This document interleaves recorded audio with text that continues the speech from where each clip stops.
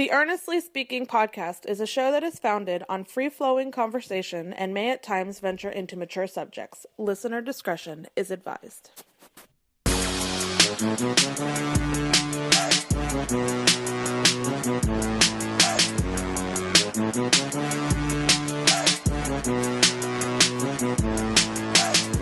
Earnestly podcast coming to you on May 3rd, 2023. Special birthday shout out to my boy, one of my best friends in the world. Haven't seen in a while though, but it's one of my best friends, Eric Wiener. God bless you, love you. Happy birthday to you. I think you're 41 now. Yeah, I think it's 41 now. Catch up to me a little bit. How you guys doing anyway? Speaking of birthdays, you see the title on the show. It is titled number 43 because it is chapter 43 of my life now. I just turned 43 a few days ago. Every year you get older, you start feeling and thinking about things and in life and reflecting on just those kind of things in general. I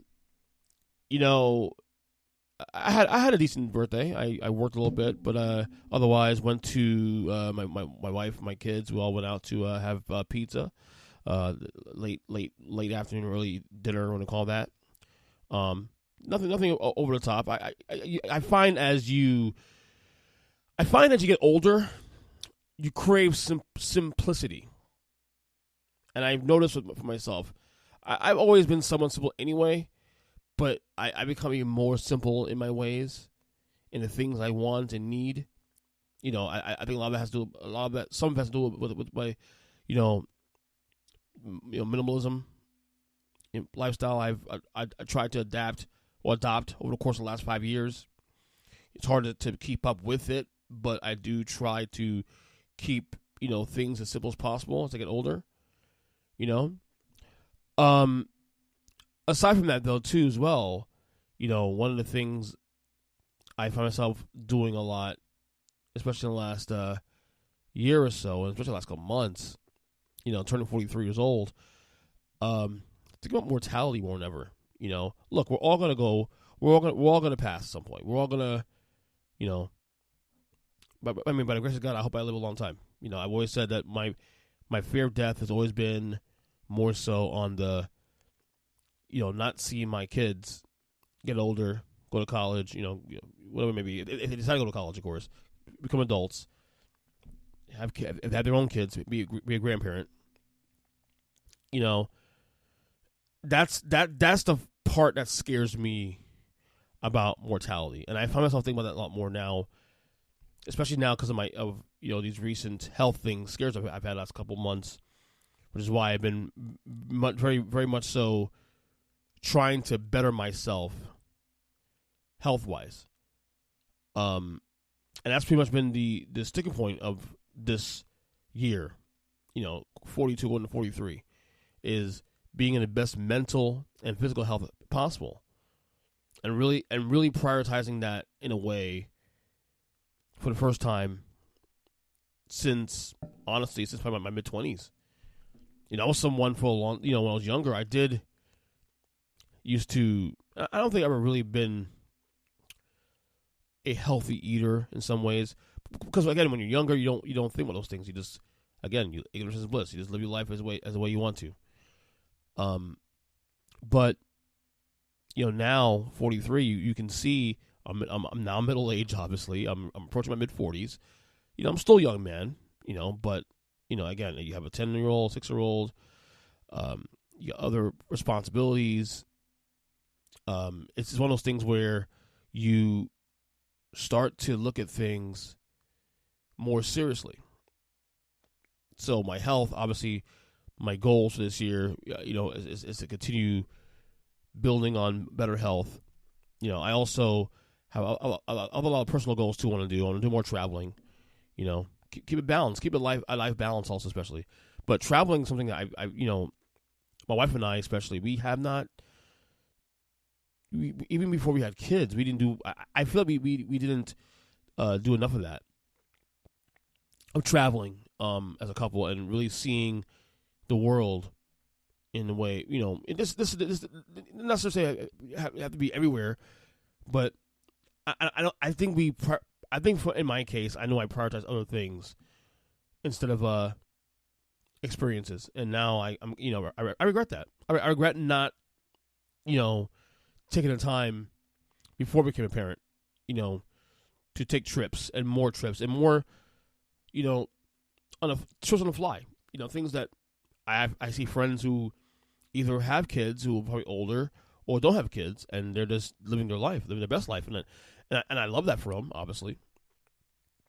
But I wish I had the opportunity to. Well, since I had the opportunity, because I did have the opportunity, I never did that. I just never prioritized that. And now,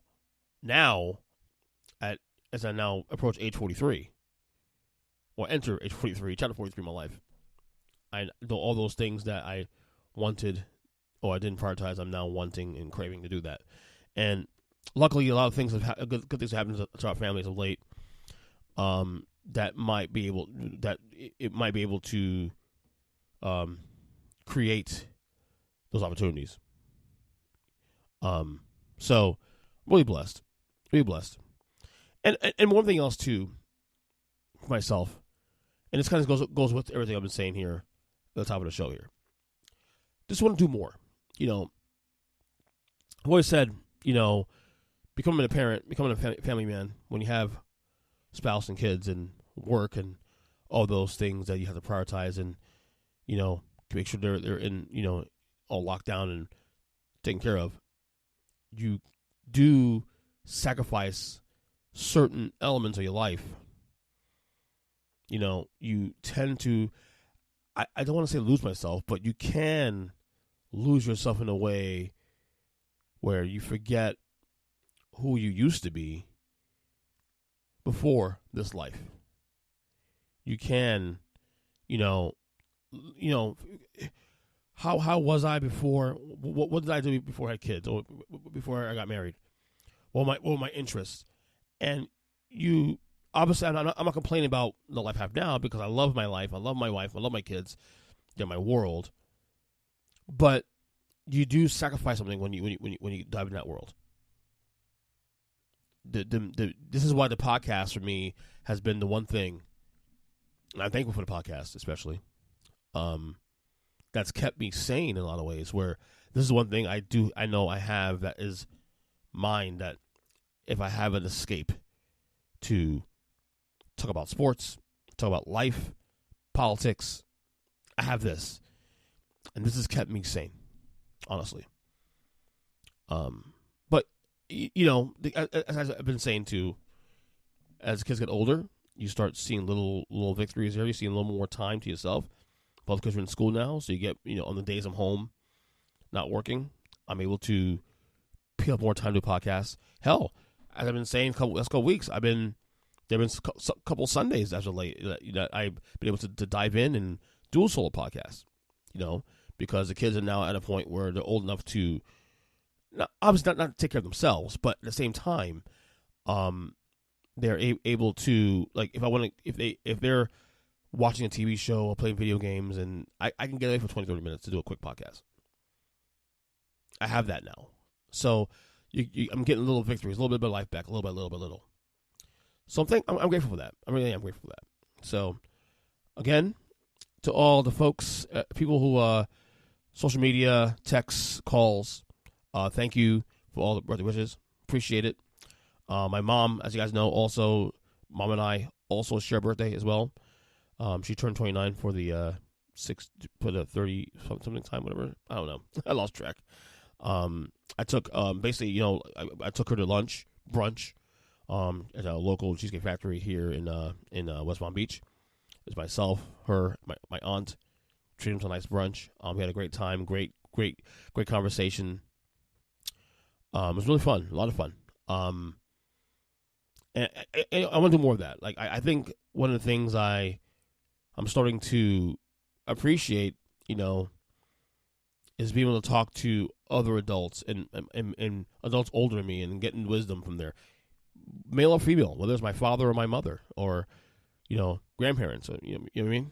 I have that, that avenue to still do that. And I want to continue, pushing and learning and, be able to see the world and hear the advice from my elders.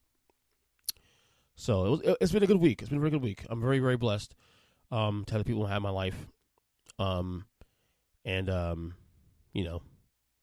There's that. So anyway, let's get to a couple things here. I'm having a docket. I don't want to keep this too long, but I haven't done a solo pod in about a week.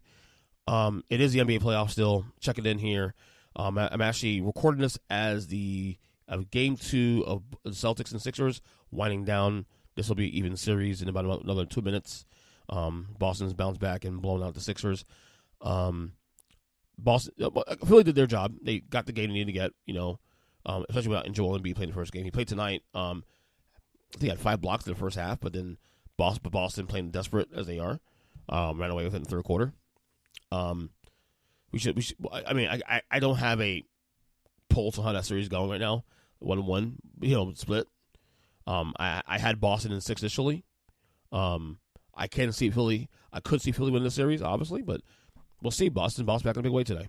So that series is obviously going to be heading to Philadelphia. I think for Game 3. I think is Friday, I believe.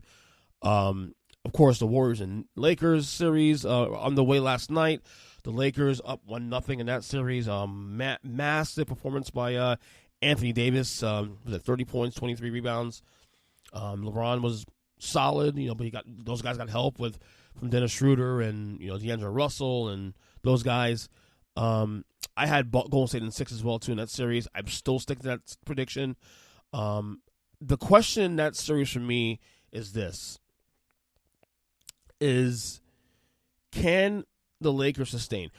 The reason I picked the Warriors to beat the Lakers in this series is not because I don't think the Lakers can win this series. They could. But I believe the margin of error for the Lakers it's much smaller than the Warriors. Anthony Davis has to play not 30 points, 23 rebounds great, but he has to play great and engage every game he's attempting on the court. He can't take any time off on the court. LeBron, of course, LeBron's still great, but he's 38 years old. There's obviously injury risk there too, especially with his recent injury about a month ago. He's not fully healthy, you can tell on the court. And then the supporting cast has to play consistent. Golden State has much more, a much wider margin of error. You saw in the last series, it down 0-2 against Sacramento. And it came back, won 3 in a row. And then won the clincher in Game 7 in Sacramento. In one of the loudest arenas in basketball.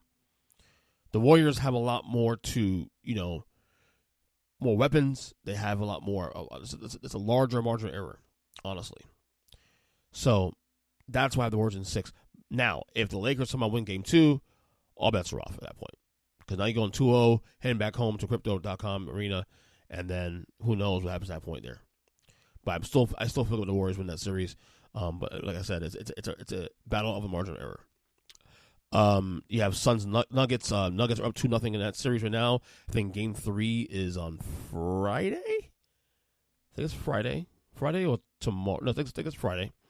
We'll watch that game, of course. Look for that game. I think that series is over. Honestly, I had Denver in 7 initially, and right, honestly, the Suns. The Nuggets look like the better team. Obviously, top to bottom, deeper team. They to me have the best starting lineup of the remaining 8 teams in the playoffs. Jokic had a fantastic game too. Kevin Durant, Devin Booker, that's all they got in Phoenix. Chris Paul's going to be out for games 3 and 4, probably 5 as well too, if necessary. They have no bench to speak of right now at this point. The depth is gone. This is why I said when the trade happened, I said on this podcast, even though I understand why they go after Kevin Durant. Kevin Durant's one of the top 3 players in basketball. But they gave a lot of depth. And part of the reason why I was still skeptical about the Suns being the favorite, at least right now, is because of that depth. And not enough time for those guys to gel. And I still say if Kawhi Leonard, if Paul George are healthy in that series in the first round, hell, if Kawhi Leonard's healthy in that series, that goes 7 games, and maybe the Clippers win that series. So, and I said too also that I felt worse about the Suns winning that series than coming into the playoffs, because even though they won 5 games, the games that Kawhi missed, and when they were down to just Russell Westbrook and the deep roster of the Clippers, it felt like that it was close. It was basically the Clippers are competitive in that series, so I expect that series to probably go about 5 games. I think Denver wins. I think Denver takes one of these two in Phoenix and they close out in Game 5. That's where I'm at on this series right now. Finally, of course, my series, Heat Knicks, tied 1 apiece. Jimmy Butler misses Game 2 due to an injury. Heat was very close to winning Game 2 as well. Very disappointed in the team and not being able to close it out, but they did their job winning Game 1 on the road. Which leads me to this thing here. People have asked me, and it's really surprising. People have asked me, people who know me well, asking me about who am I rooting for this series, the Heat or Knicks. I'm like, is that a joke? Is that a trick question?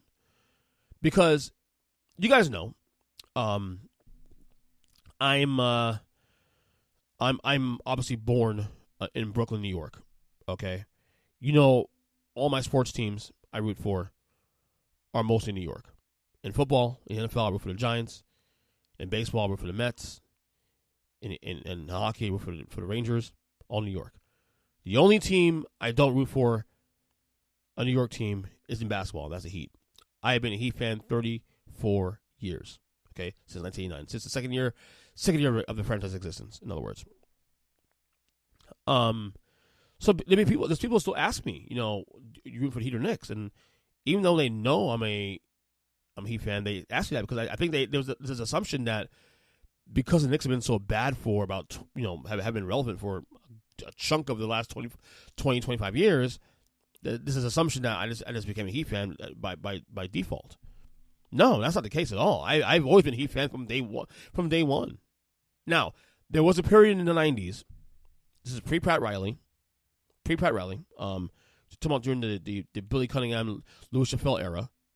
You know, when we had Ron Rothstein as head coach for the first 3 years, you had Kevin Lockery for a couple of years after that, where the Heat were never good. The Heat were mediocre at best. They were always if they were a competitive team, they were a 500 team. Like the best record. And at that, prior to Pat Riley being there, their best record had been 42-40. The first winning season, I think, was like 6 years into the history of the franchise. Which is phenomenal. I actually remember that too because, you know, I am a diehard fan, of course, of the team. And so, you know, the Knicks at that time with Pat Riley as head coach, you know, were a title contender. They were one of the top 3-4 best teams in the league at the time, behind the Bulls. They were the Suns and those teams.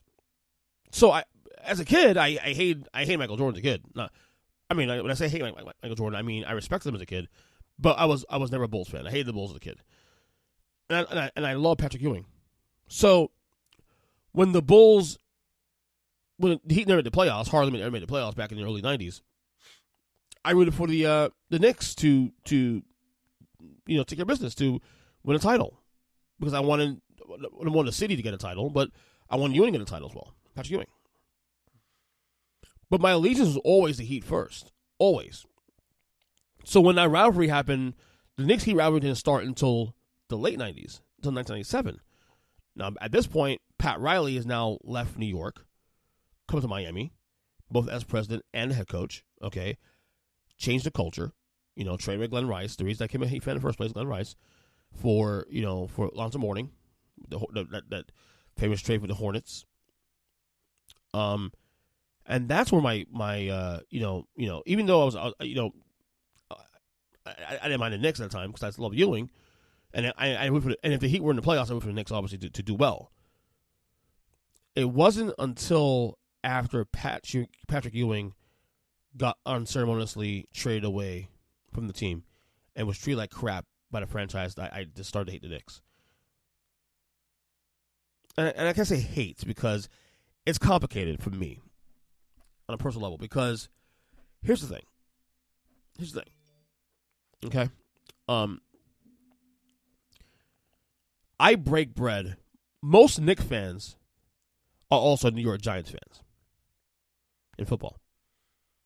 So we do break bread together. That's the term I use, break bread, during the football season. A lot of my friends who are Knicks fans, and right now them and I are going at it right now. But during September to December and January, if they make the playoffs, we're on the same side. So that's the complication. The slight complication. It's not really complicated for me because you know my allegiance lies. I'm a Heat fan first and foremost. The Heat are my favorite franchise in all sports, not just basketball, but on all sports. Okay, I've been a fan 34 years, so it's not complicated for me. But there is the personal weird angles of, friends of mine who are Giant fans also will love the Knicks. So we're good. We're on the same side, half the year, and then another half the year we're not on the same side. And we haven't had a Heat Knicks series of really significance in a long time. These two teams played 11 years ago in the playoffs, and the Heat, during the LeBron era, and the Heat won in 5 games. Come on, the Knicks were, even when they were decent, they were not on the level of the Miami Heat. Come on, they were not beating LeBron, Wade, and Bosh. Stop that. But there is a slight personal complication with that, and it's only with the fact that the fan bases there's a cross section, But the Knicks have been, the Knicks have relatively been a bad franchise for the last 20-something years. They've been really bad. In the last 13, maybe 12 years. No, sorry about that. Last 20 years, they made the playoffs, 3 or 4 times? And maybe of those 4 times, maybe twice it was significant. This year being one of those years. You had a little bit of like a 2-year run when Carmelo Anthony was there in the early aughts, when they won the first-round series against Boston. First series win in 10 years. And then they haven't won a first-round series till this year. I'm kind of going back and forth now on Twitter because the thing about Knicks fans too, especially, as I've learned through the years, and yeah, I'll admit, as a Heat fan, I've gotten spoiled. A couple titles, last 15 years, 3 championships. Always and if not a championship team, certainly a playoff team, playoff regular, virtually every year, or at least with a chance to go to the finals every year. The Knicks have not been there for a long time. They've been in the finals since 1999. Okay, they've been playoff regular in decades. So there's a lot of trash talking. I'm engaging in, on Twitter, on social media. It's all good fun. Some of my friends too, especially. But I have the upper hand on that because this is what I say all the time. These Knicks fans who are tripping the mouth, especially after last night's win, saving the series, despite not having G Butler in that game for the record, for injury, is that I said this. Basically, you guys have won 2 playoff series in 11 years. The Miami Heat have won 3 playoff series in a calendar year. We are not the same. Look, deep down, I am happy for the Knicks fans. They have something to lean on. I've commented the team. I think it might have been last week's or the week before episode I did, where I said the Knicks they felt stable, and I felt like for the first time maybe in 20-something years that this little run they're going on now does feel like it can go for a couple years. I'm not saying they're a championship team yet. Obviously, the rosters, there's still tweaks to be done on the roster. But it did feel like this is more than a flash of a plan. In comparison to last 2 years ago, it feels like this team actually does have some sort of building blocks, and a large part of that was Jalen Brunson being there, especially. But the Knicks fans, let's keep it real, man. Let's keep it real. You've won 2 playoff series in 11 years. The Heat have won 3 playoff series in the last calendar year. We are not the same. We're not the same. All right? Just want to remember that. But fun series so far. Game 3 is on Saturday. I'm hoping to get out of work on time for that because it is Kentucky Derby Day. So hopefully I get out of work by 3 o'clock and get home to watch it. Hopefully Jimmy Butler's back for that game, Game 3. Massive game, of course. It's going to be a lot of Knicks fans down in the arena, especially, too. But, they travel well. I mean, they do draw well here. There's a lot of New Yorkers here. I mean, including myself, but I am not a Knicks fan. I mean, I was really insulted by some of my friends asking me who I'm rooting for. Like, you know who I am. I'm one of the biggest Heat fans on the planet. Like, why would you even question that? Anyway, final thing I get out of here. NBA MVP award. Kind of a sports strong episode today. NBA MVP award. Joel Embiid won the MVP this year. They got that right, of course. I said Embiid should have won it last year, honestly, and this year certainly should have won it. I'll be honest, though, I'm not one of those people that thinks that if Nikola Jokic won it, it was wrong, because Jokic could have deserved it too. Also, in my opinion, he actually had a better year this year than he had the last 2 years. Average triple-double. He has his team number one in the West. Giannis Antetokounmpo had a case he made as well, too. How about LeBron James, for the first time in his career, 19 years, how long has he been playing now? 20 years now, his career. First time not having a single MVP vote. Impressive, actually, considering. But, I mean, let's be real, he's not as great as he is, he's not MVP caliber in the same way that Giannis is and Jokic and those guys. But I want to say something about the MVP award that's kind of been annoying as of late. And I'll admit, for a long time, I engaged in this kind of rhetoric too, that we tend to get bored of players when players start winning the award or getting all the accolades. We kind of get to a point we get burnt out on them. Like in the NFL, Pat Mahomes has been the best quarterback in the league for pretty much the last 5 years now, to the point now that I think people are starting to unappreciate him a little bit now. I know there's a time with LeBron. LeBron being so great that we got tired of LeBron. Hell, I think even to a smaller degree, Michael Jordan got a little bit of that. And I don't look. I think they got it right with Embiid. Embiid deserved MVP, without question. But I think it was a lot closer than people give credit for with Jokic. I think the problem I have with the way people vote for the MVP now these days, it feels watered down.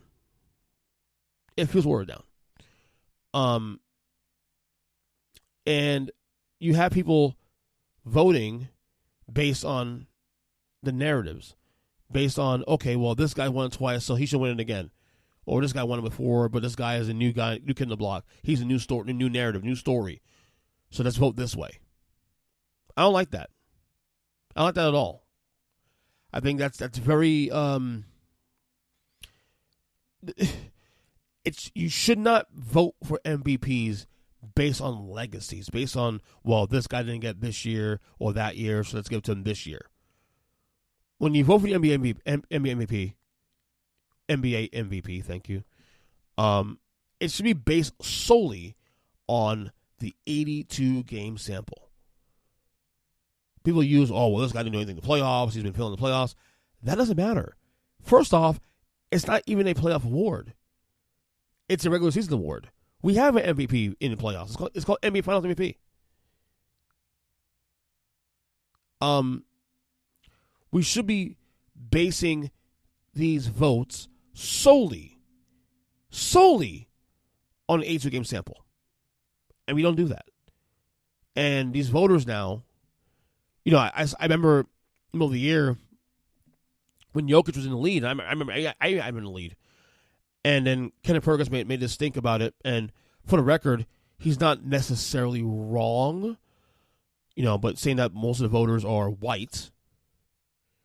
And I think a lot of writers may have felt threatened by what he said and felt triggered by that and maybe changed their pick in the weeks to come. Although I argued that Embiid's level of play did improve, especially the last month of the year, whereas Jokic kind of did tail off a little bit. But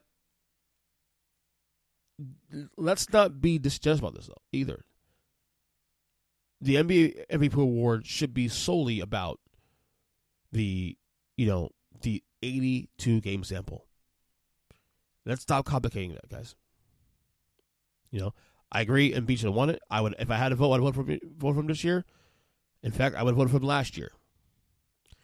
But it's very clear now that the MVP award has been watered down.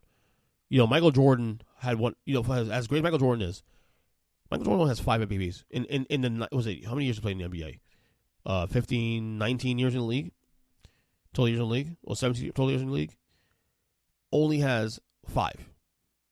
And damn well, at least 8 to 10 of those years in the league, he was the clear-cut best player in basketball. But again, we want something new, like 1993 when Charles Barkley won it. Michael Jordan could have been MVP that year also too. But the Suns had a huge year, and Barkley won that first year in Phoenix. It was the new narrative. Same with Carmelo in 97. Same thing happened with LeBron in 2011 when LeBron came, I think, second or third MVP that year, but Derrick Rose won it because the Bulls were number 1 seed. And I think to some degree Derrick Rose didn't deserve that because the team success also correlated with that as well too. But it's become a popularity contest where once we're bored of a player that we like, we go to the next story. And it should be that way. It should be solely based on the 82 game sample. That's it. But, that is what it is.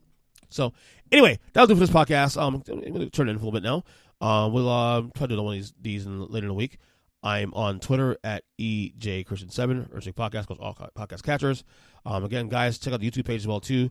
They also, on YouTube, I don't know if you saw, created a podcast playlist. Like basically, there's a playlist now where it says podcast. I created a playlist solely for this show on my YouTube page, as well as the other podcasts I also participate in. So check those out when you get a chance. Anyway, talk to you guys soon. We'll talk later. To the next one.